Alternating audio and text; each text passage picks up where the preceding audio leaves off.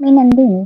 आज जरा नटापटा केले आणि पटापट रेडी झाले. आता तुम्ही म्हणाल रेडी कशाला? तर आम्ही रेडी होऊन गेलो गगनगिरी महाराज मठला. भक्तांच्या श्रद्धेनुसार 15 जानेवारी मकर संक्रांतीच्या पवित्र दिवशी गगनगिरी महाराजांनी आपलं स्थूल शरीर सोडून समाधी घेतली आणि सूक्ष्म रूपात भक्तांच्या कल्याणासाठी कायम राहिले. असं म्हटलं जातात, पुण्यतिथीच्या काही दिवस आधीपासूनच महाराज फार शांत झाले होते. ते कमी बोलू लागले आणि बहुतेक वेळ ध्यानस्थ अवस्थेत असायचे. जवळच्या शिष्यांना असं वाटू लागलं होतं की महाराज आपला देह सोडण्याचा संकेत देत आहेत. 15 जानेवारीच्या दिवशी महाराजांनी पहाटे स्नान केलं.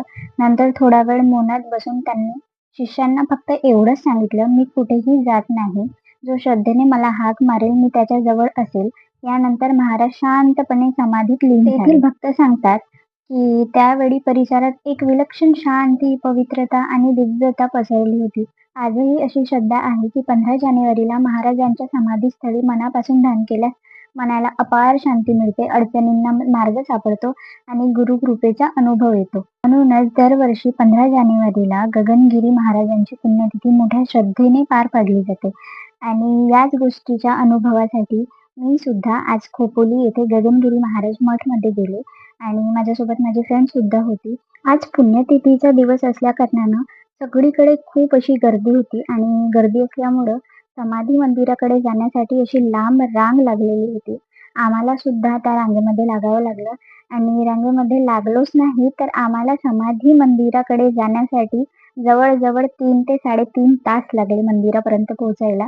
पण मंदिरात जाता जाताच इतके वेळ कोणी थांबू शकत नाही. तर पाणी पिण्याची सुद्धा व्यवस्था त्या लोकांनी केलेली. इतकंच काय तर सोबतच रांगेमध्ये लागल्या शिरा सुद्धा दिला. चायची सुद्धा व्यवस्था केली गेली होती सगळीकडे.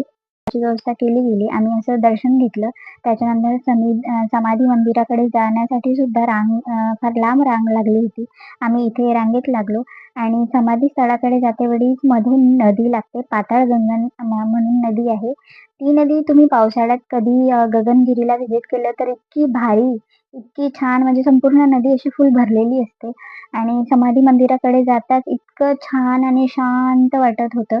कारण तिथलं जे वातावरण रम्य आणि खूपच भारी, इतकी गर्दी होती तरी कुणाचाही असा कलकलाट तिथं वाटत नव्हता. खूप शांत वाटत होतं.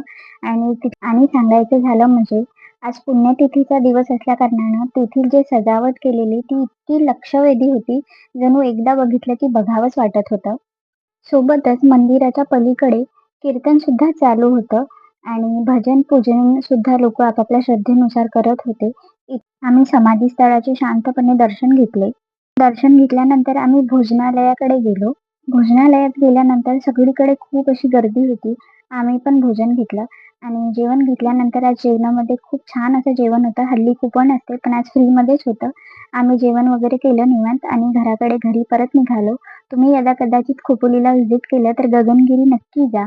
खूपच छान एकदम रम्य वातावरण आहे तिथे. Thank you for watching.